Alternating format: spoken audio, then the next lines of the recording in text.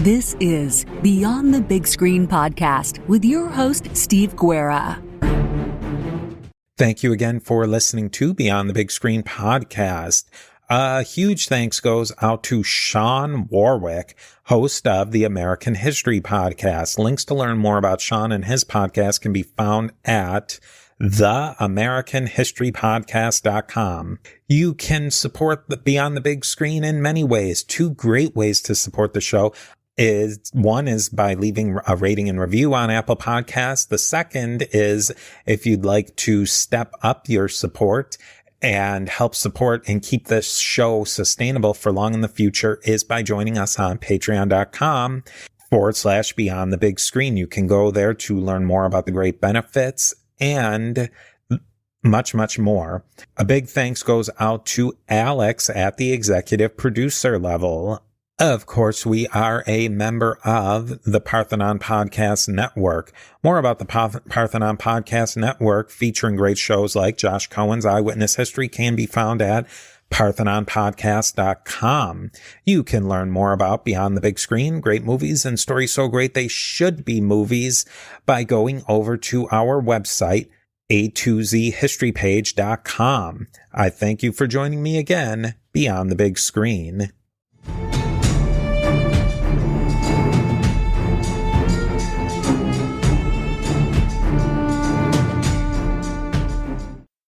I'm really excited to welcome Shawn Warwick, host of the American History podcast, to talk about the real story behind the events portrayed in the movie Pearl Harbor. Now, this movie is from all the way back in the year 2001. In the film Pearl Harbor, we get a very conventional view of the events leading up to the Japanese attack on Pearl Harbor. The actual lead up to the attack and then the aftermath is a very different story. Does this movie tell the full story with the heavy dose of treacly romance? Yes, but let's find out a little bit more. Shawn, thank you again so much for coming on. Thanks for having me. I appreciate it. Now, you have a very personal connection to this film. Can you tell us a little bit about the fact that you were at the debut, and this is a very special debut of a film too?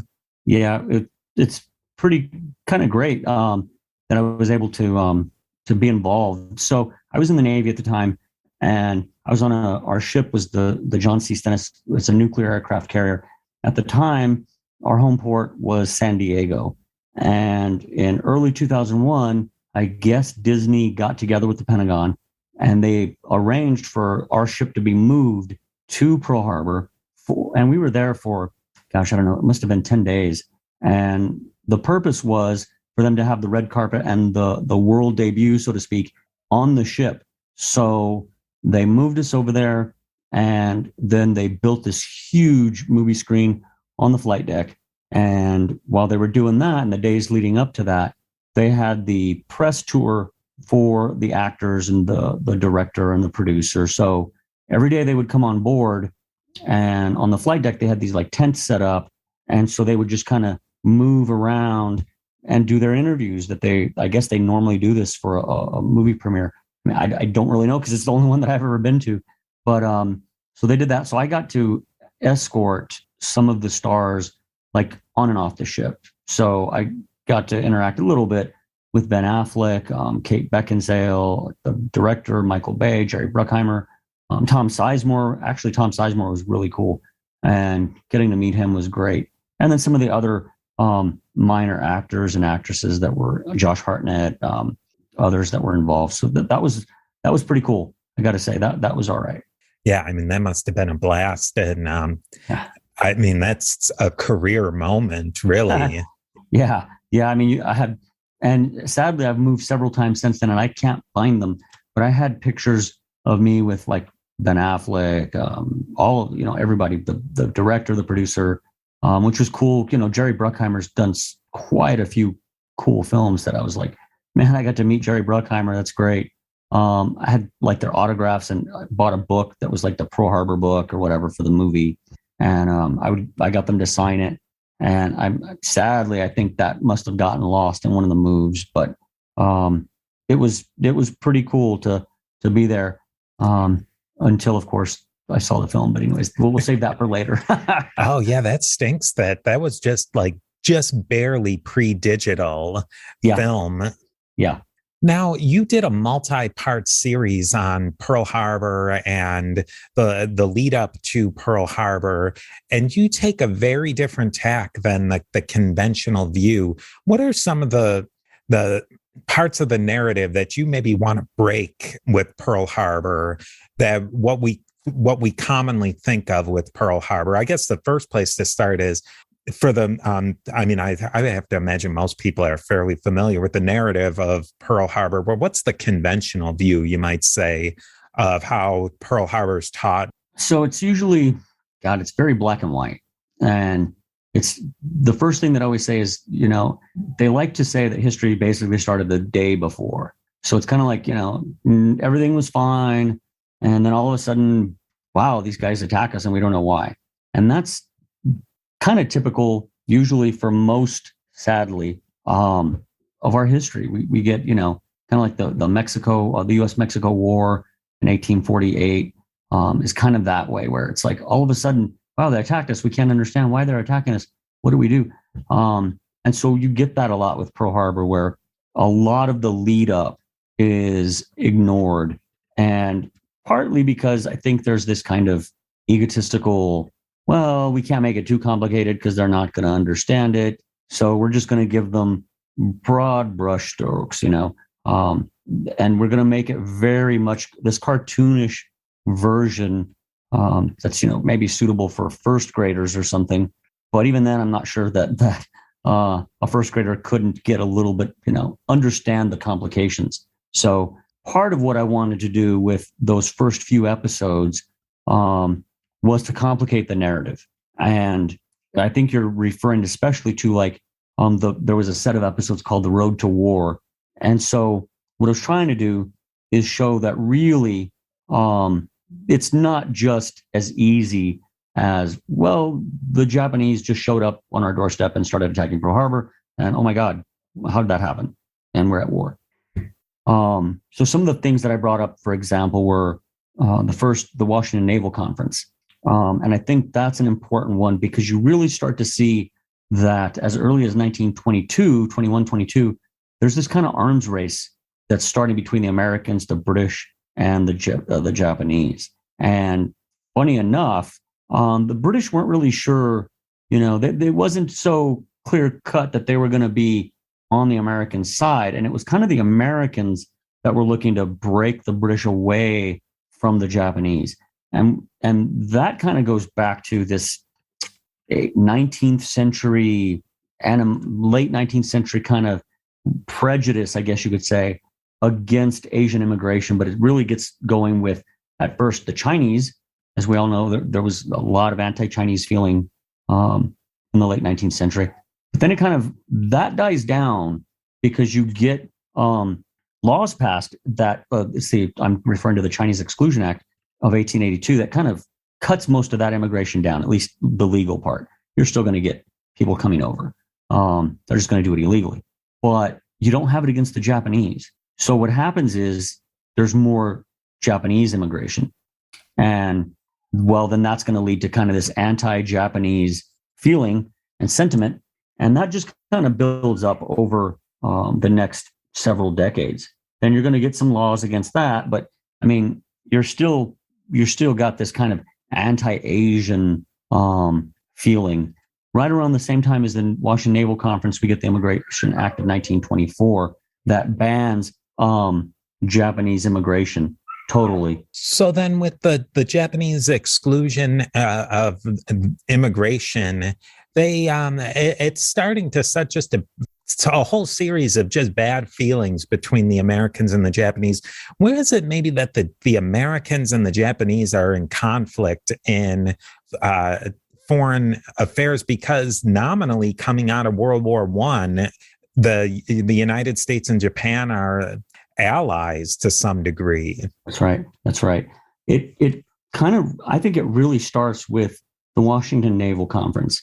And I think Japan's looking at that because it really looks like it's the Americans that are trying to stunt the Japanese And the Japanese are already by that point, they've got a little bit of a chip on their shoulder.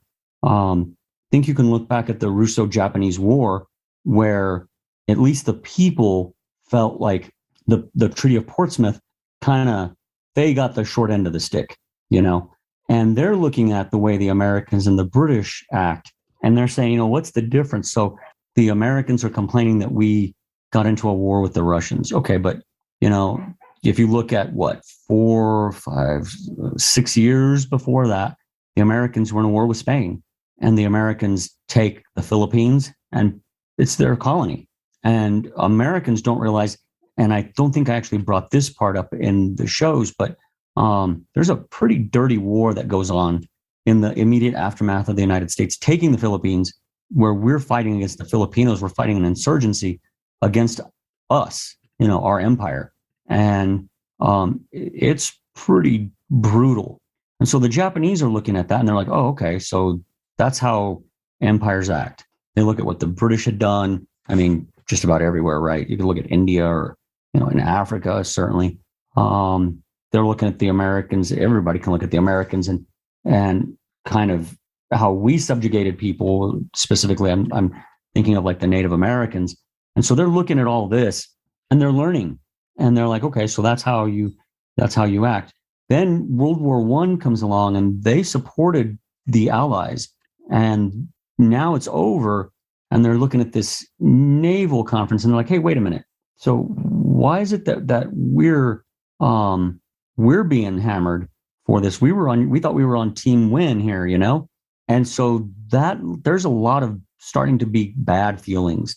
And then by the late 20s and 30s, after their actions in China, you get the war in Manchuria, the creation of the puppet state in Manchukuo. And it seems like they're being, at least in their minds, they're being singled out. And they're not understanding, why are we being singled out? You guys still have the Philippines. The British, you're not exactly loved in India, but you've still got that. So what's this with us getting, picked on all the time? And I guess Rodney Dangerfield, no respect. And I mean, I can't really argue against them. They've got a point. You get another treaty called the Five Power Treaty that establishes the ratio between the British and the United States, where they can have 5 battleships for every 3 that the Japanese are allowed to have. And so again, well, wait a minute, I thought we were allies. At least that's what the Japanese are thinking. And so part of what's going on too is that the Americans, you have to remember, were expanding in the Pacific at this time. We had Midway, Hawaii, obviously, Wake, Guam. And so there's a little bit of that whole empire thing going on.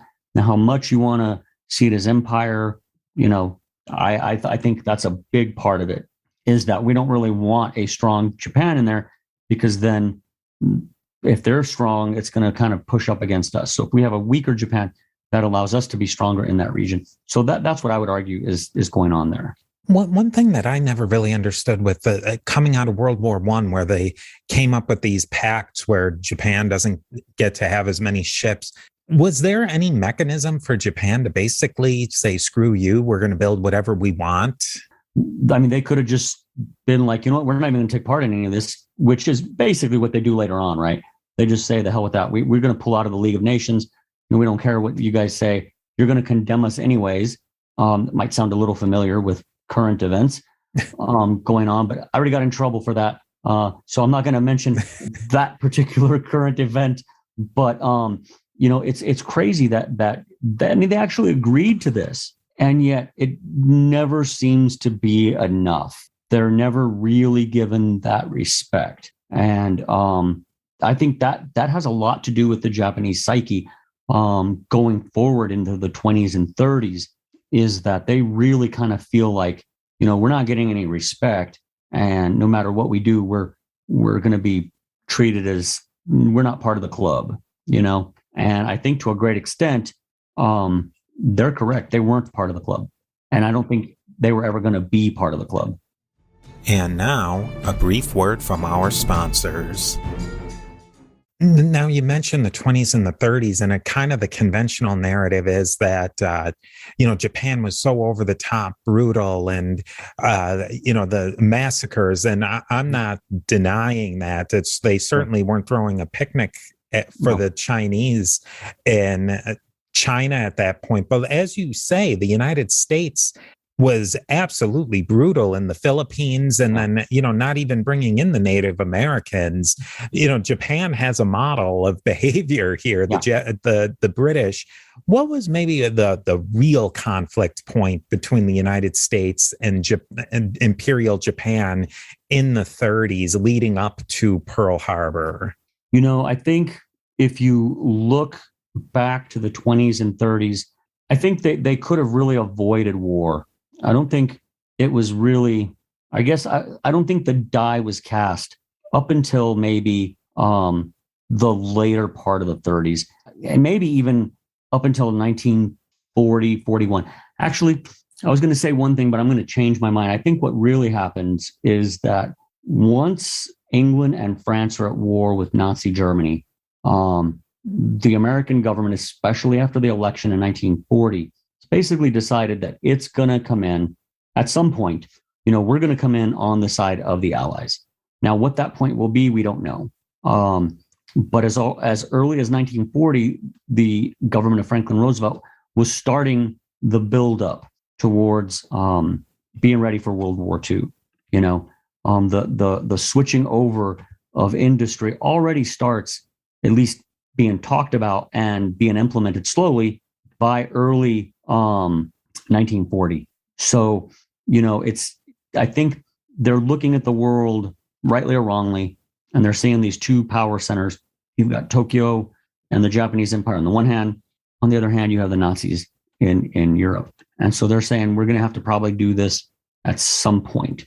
And I think they were worried too, once you get, especially, you bring in this idea of the Tokyo, Berlin, Rome axis, right? And I think they were just saying, look, we're going to go into this, so we're not going to trying to not get into too many. I don't want to go off the rails here, but I think the government kind of realized this is what we're going to do, and so the die was cast by early 1940. Now, it doesn't help that the Japanese, in a weird way, are kind of giving the Americans, at the very least, fodder for all this, right? They're utterly brutal in China, which is war. When I'm teaching war to students, I always say, look, man, war is brutal. When I was in the military, I wasn't trained to put minimal firepower on target. I'm not a cop. I'm not here to arrest people. I'm here to destroy the enemy, and I'm going to put maximum firepower until whatever it is I'm shooting at is destroyed. So it's a different, mindset. Going into actual Pearl Harbor, to me, it seemed like Japan, that maybe Pearl Harbor was not full-blown desperation, but at least it was kind of a Hail Mary pass, that hoping it would work, but there's a slim chance. Is that at all accurate? Did the Japanese going in feel that Pearl Harbor was their last ditch to saving their empire? And why did they maybe think that attacking the US and trying to really knock them out of the war was their best option at that point in December of 1941? I think for the Japanese, it's definitely a calculated risk.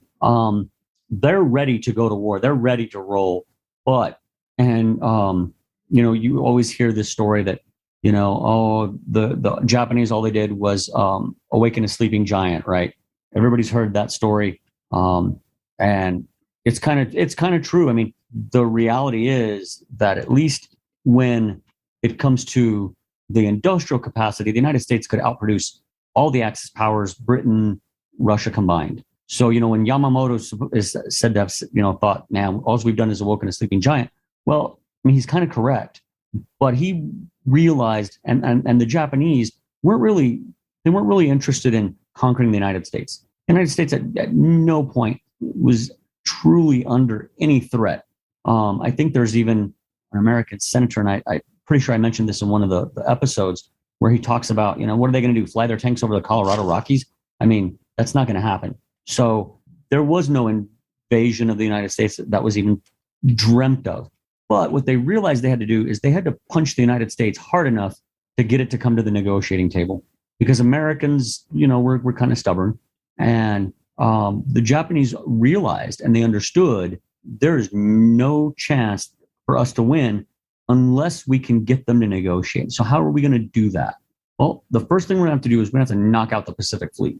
If we can do that, then maybe there's a chance that the Americans will come to the table. Now, the Japanese were much more confident that the British would be willing to talk. And there had been some signs of that in the 30s, but it seemed like the Americans were kind of giving the backbone to the British. So once the Americans showed strength, then the British kind of talked up a big game too. So in the Japanese mind, the point is going to be, we got to do two things. Number one, we've got to access resources, because everybody knows Japan is resource poor. The second thing we're going to have to do is we're going to have to punch the United States hard enough to where they're going to negotiate. And so they thought they had achieved that pretty much with Pearl Harbor. But, you get these other attacks on Guam, Wake. I just wrote an episode about the Philippines. They get into British Malaya. They take Singapore. They're threatening the Dutch, and then they take the Dutch, its empire in Indonesia, modern day Indonesia. And so they think everything is grand by the spring of 1942. But for the Americans, they didn't really get hit hard enough to make them negotiate. That's not even contemplated by anybody. As a matter of fact, pretty much right after Pearl Harbor, FDR is, we got to punch back. And by January, Nimitz and the Navy agrees, we got to punch back. And so they engage in a couple of raids down in the South Pacific a little bit, since Halsey and the Enterprise down there, and I think it was the Yorktown. But for the most part, really, the Americans are still weak in the Pacific at this point. But those raids showed the Japanese, this isn't going to be as easy as you thought. These guys aren't going to roll over for you. Then you get, of course, the Doolittle raid, which is shown in the movie Pearl Harbor. It seemed like it was just tacked on at the end, or maybe like studio interference or something. But you get that, and that really shakes the Japanese to the core. Even though militarily speaking, it was nothing. They hit a couple of things here and there. It had no effect militarily speaking, but the psychological effect that it's going to have on the Japanese, and they realized, oh, this is not. This isn't done yet. We thought we had these guys on their knees. They've still got 3-4 aircraft carriers in the Pacific. And how did they do this? And that causes major issues for them. And I think that's really an impetus to the Japanese then attacking Pearl Harbor.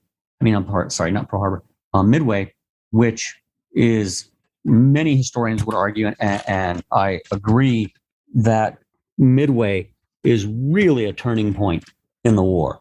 Although the one that kind of gets ignored a lot is the Battle of Coral Sea, which is in May. It's before Midway. And that one really does kind of stop the Japanese expansion. And that's the high watermark of their empire. From that point, it's basically rollback. So you're talking December to May. So what is that, 6 months? Not very good in math. That's why I teach history. But yeah, it was 6 months. So already things have, the tide has turned at least a little bit.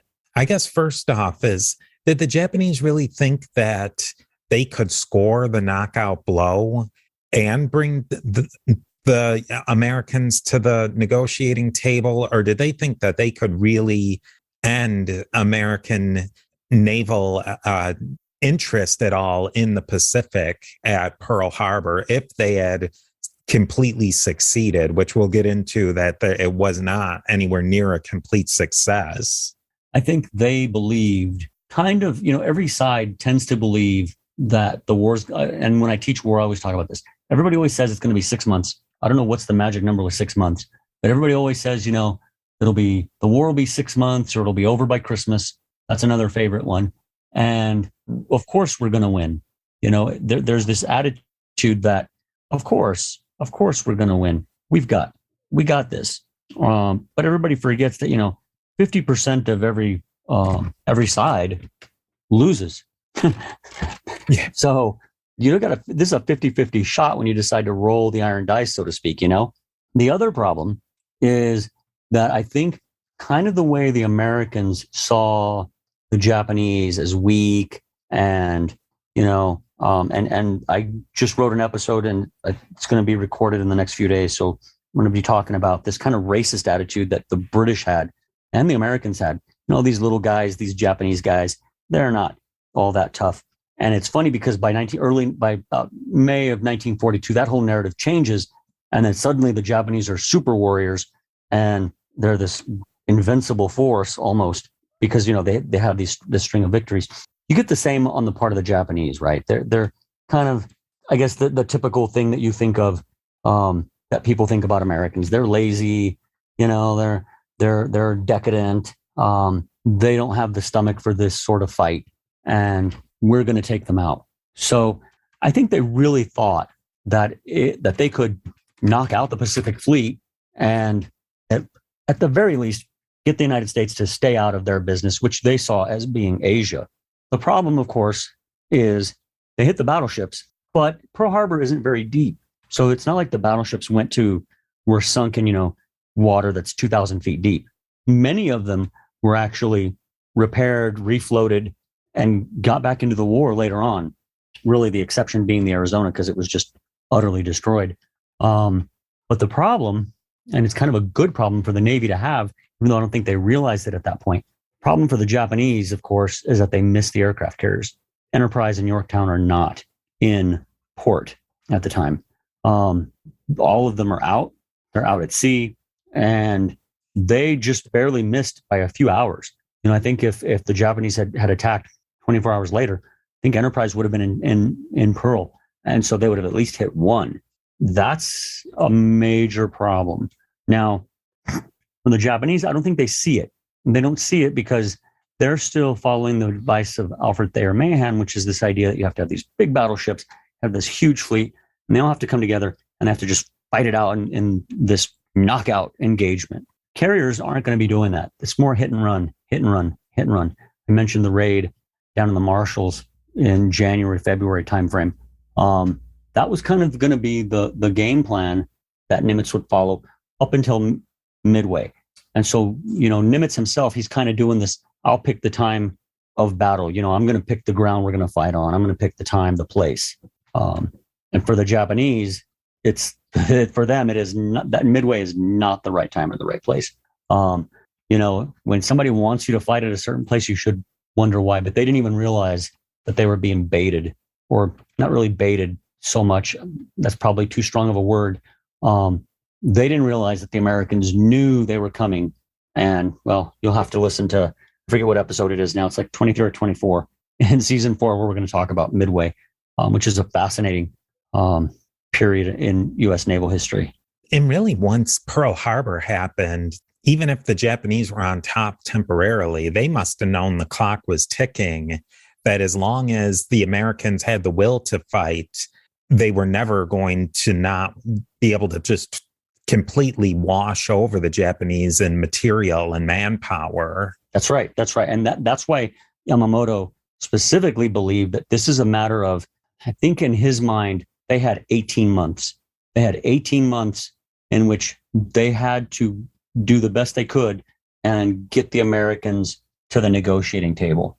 And I think that's why the Doolittle raid just scared the bejesus out of them, because you're talking, we're 5 months into this and the Americans have already bombed Tokyo. Now, granted, again, it's not very effective. They don't destroy much, but the first thing is that they can't figure out how they did it, because they had spotters out and people finally saw, wait, these are bombers. These aren't naval bombers. These are army bombers. How the heck did they get here? You can't launch an army bomber from a ship. So they thought. So they're just not sure how the heck they could do this. Even if you launched them from the Aleutians, they didn't have the fuel capacity back then. So how do they do it? Scares them. Yamamoto decides, and he had already been arguing for Midway and had kind of threatened to resign. So the high command was like, okay, we'll do Midway. But they were pushing south to try to get as close to Australia, if not actually take it, as they could, so they could kind of cut the shipping lanes off. The whole Doolittle raid thing changes their thinking, and they're like, okay, we're going to do what Yamamoto wants. And so we're going to go for Midway, which again, is part of this idea. If we can get Midway, maybe we can threaten it, maybe even take Hawaii, and maybe that will get the Americans to come to the negotiating table. Of course, nothing of the sort happens. Coral Sea was kind of a draw between the two, which the Japanese couldn't afford to have draws. And then Midway is pretty much a disaster for the Japanese Navy. And that's really kind of those two battles. That's kind of the beginning of the end, so to speak. One of the big things with Pearl Harbor, and you get a little bit of a taste of this in the movie, is the common narrative is that the U.S. was fairly much completely unawares. Was it really the fact that even if we just focus in on the military, did the Army and the Navy bosses of Hawaii, were they really completely caught asleep at the wheel or with their pants down or whatever you want, a metaphor you want to use for words? Was it truly they had no clue that something was on the horizon? No, and yes. So it's kind of like 9/11, in that the dots were there. The evidence was most certainly there, that something was coming. The problem is, of course, connecting the dots. And that's, I think, where they failed. I also think that you've got a leadership that kind of, I don't know that I want to say wanted it, but kind of wanted it.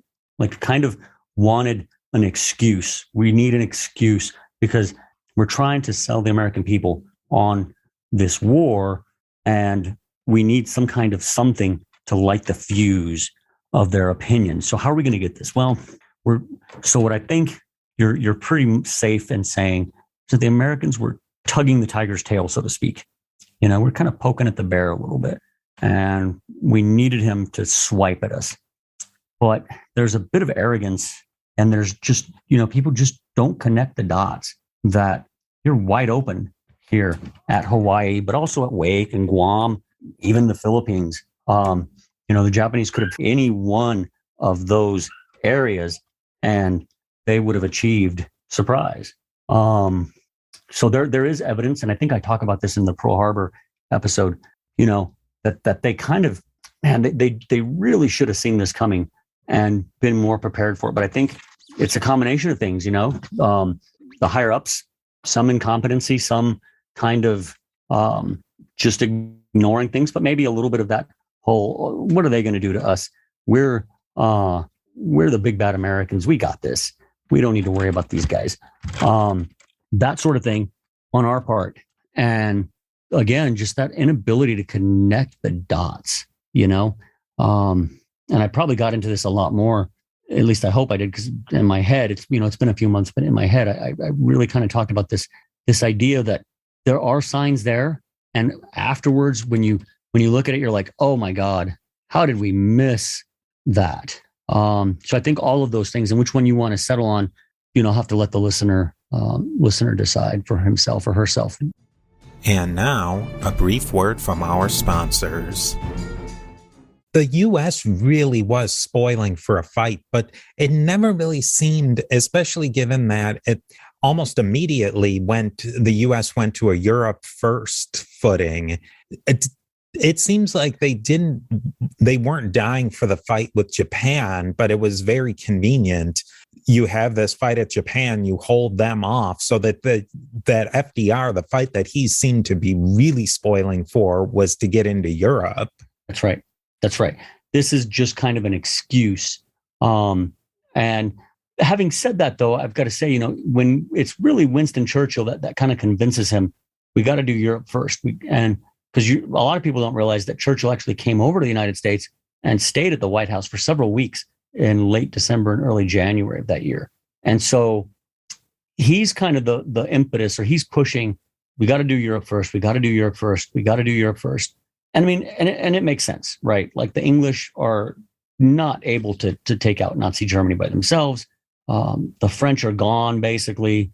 They've been overrun. You've got Stalin and the Russians, but how long are they going to last? That's got to be questioned as well. So, he's sitting there thinking, okay, that makes sense. But then the problem becomes by the spring is the reality on the ground.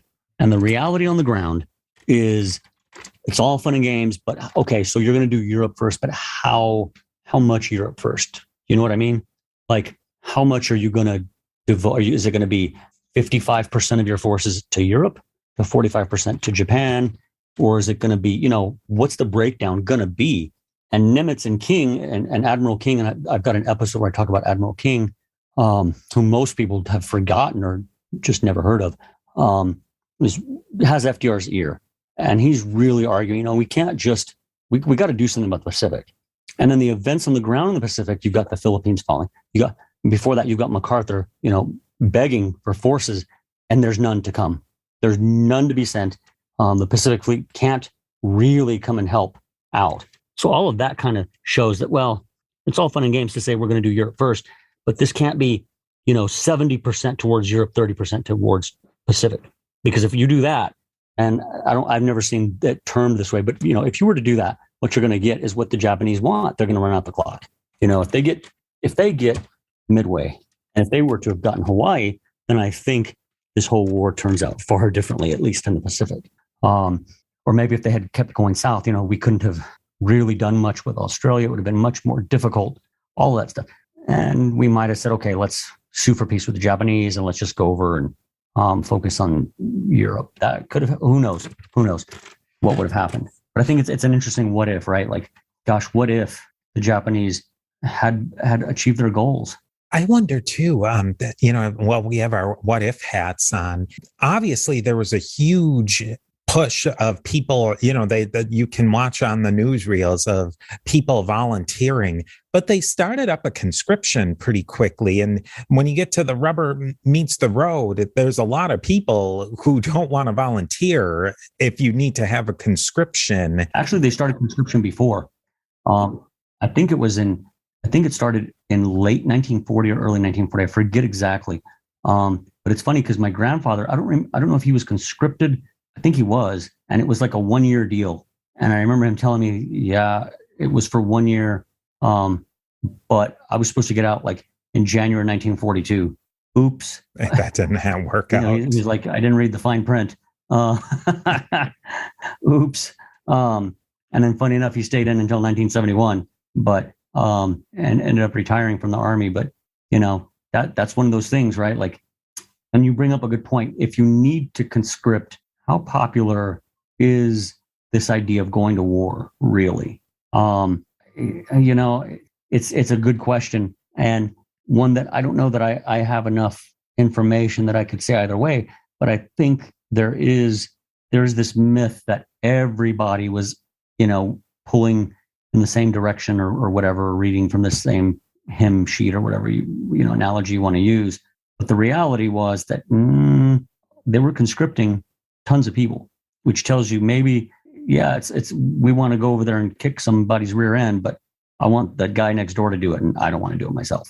And that probably plays into if you want to speculate a little, is how long did if there was a string of losses, how long did the American people have it in the guts or the perseverance to stick through a long, really ugly war in the Pacific? Yeah, it's and it gets ugly. But after Midway, okay, you have the naval battle outside of Guadalcanal, which goes pretty poorly for us. But really, for the most part, that's about it. It's mostly, yeah, these are ugly battles, but we're winning. So then you can flip it on its head. Well, what if Midway's a loss? Then maybe, they cut Australia and New Zealand off. What if they take Hawaii? How long would the Americans have said, yeah, we want to keep doing this? I mean, at some point you got to figure they're going to say, I don't know. But then on the other hand, something that you also mentioned, and it's a great point, the United States can outproduce the Japanese big time. I mean, by the end of the war, the United States has like 8,000 ships in the Merchant Marine and in the Navy total. Combined, they produced something like 80,000 aircraft. I mean, they just produced more than the Japanese could have hoped to shoot out of the sky. Really, they just swamped them. And when you get the surrender, they kind of had this air show military strength display that was pretty impressive, where they have, hundreds of airplanes flying over Tokyo Bay right after the instrument of surrender is signed. And you've got, I don't know, like a couple hundred ships or something there. And it's impressive. And so to get back to it, yeah, I think the Japanese miscalculated. They didn't have 18 months. They had less, especially because they used a lot of their strength to expand south, which makes sense, right? I mean, if you're looking at a map, you're kind of thinking it through. The more you get, the harder it's going to be to have somebody retake it. But maybe, if you're advising the Japanese with hindsight, you're like, forget all that. Just go and hit. When you hit Hawaii, just take it. Thank God they didn't. But I mean, crazy. I love what if. I could sit here and do what ifs all day. Now we can, to maybe wrap up today, we have to talk something about this movie, as much as I would prefer not to, but yeah, it's awful. Maybe we can try to wring something out of it. What was maybe one good thing that they did with the movie? One of the things that I would show a part of it when I taught AP US history. And one of the things what I showed basically is the battle scene, the attack scene on Pearl Harbor itself. I thought was fantastic. Did a really good job.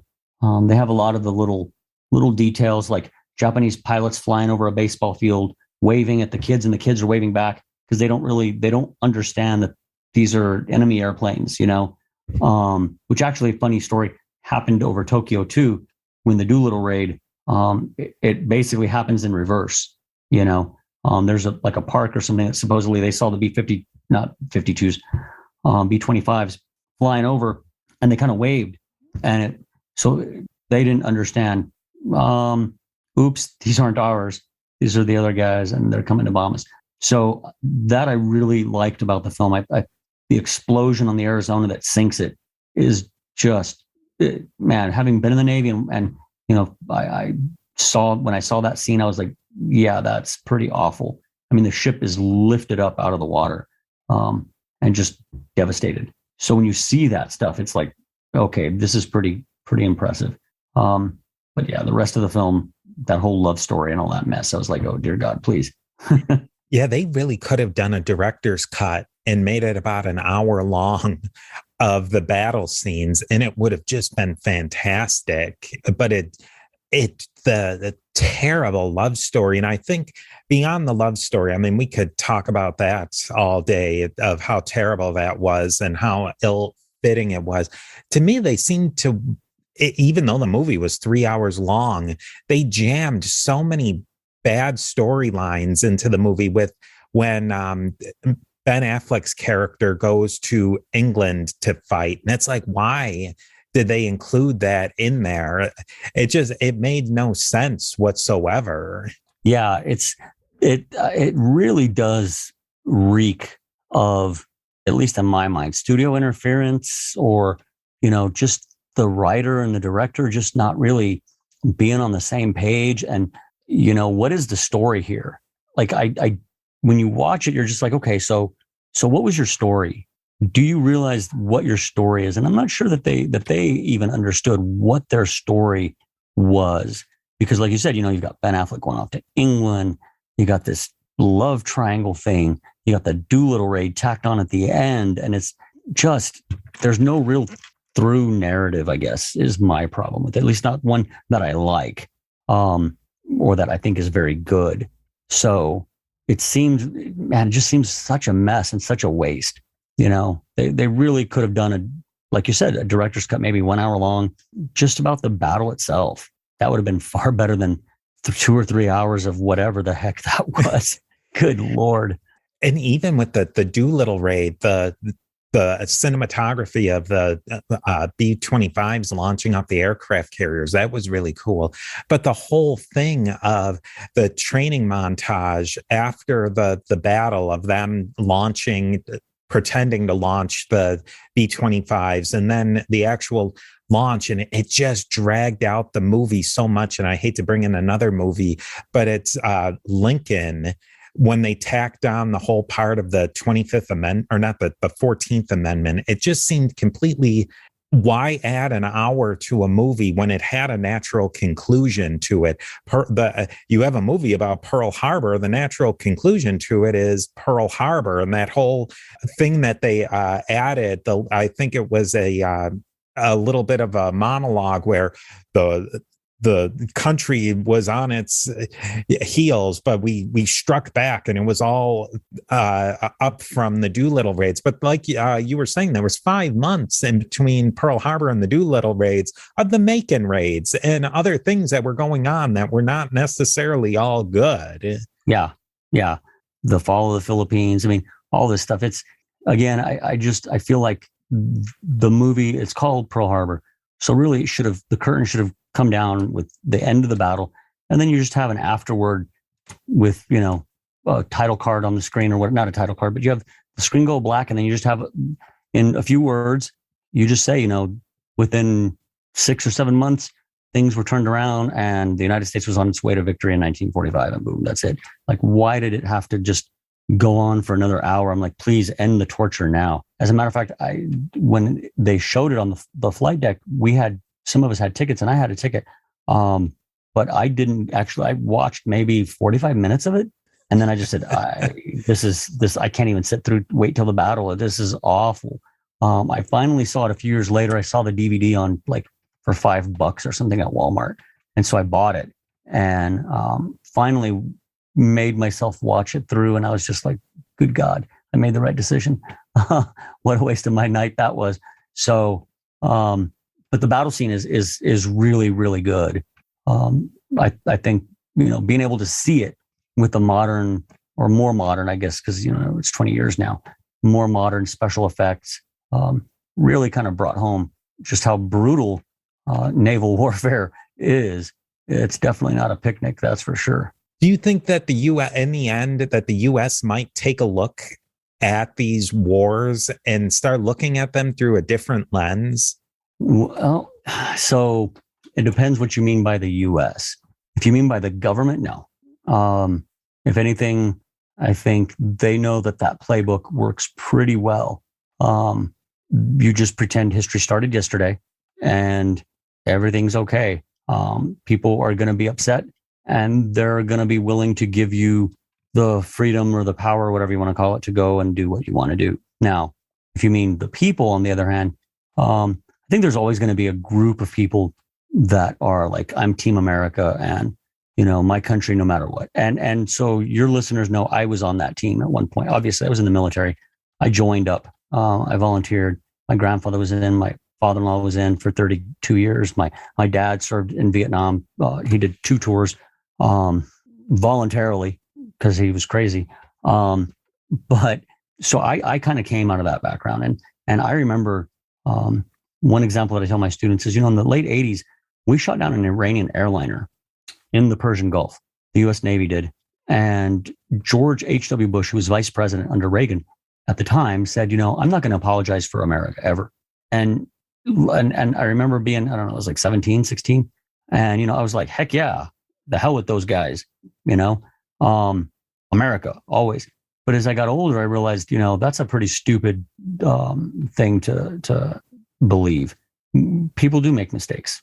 Was that for that example, the Iranian airliner was a major issue. And I think an apology should have been given, because we would want that. And I noticed the high school students that I teach, at least, don't necessarily buy into the propaganda as much, the pro-war propaganda. Now, that's a very small sample size. And you can go on to any social media and see that propaganda it works. And that's why, governments and institutions continue to engage in it. It's so much easier just to say history started yesterday than it is to kind of say, well, it's a little more complicated than that. This problem, whatever the problem is, let's say, the U.S. and the Middle East, our involvement there, it goes back decades. It's not just, September 11th. We were there for decades, the aforementioned Iranian airliner, which most people probably don't even remember. You've got the flagging Kuwaiti ships. You've got the Ayatollah and all that mess. which, I mean, if you go back to that, then you have to go back to Mohammad Mossadegh, and which I probably just pronounced his name wrong, Mossadegh, I forget how to pronounce it, the Iranian prime minister who was removed in 1950s by 53 by the CIA. He was removed from power, and we basically installed the Shah back into power. So I guess to get to the question, is there any hope that people will stop falling for this? I think there's some hope, but I think that, for the most part, it's going to have to come from the bottom up. People are just going to have to say, hey, man, I'm not buying your propaganda. I'm not buying what you're selling. And if people say that, then maybe we can kind of stop interfering in other people's affairs.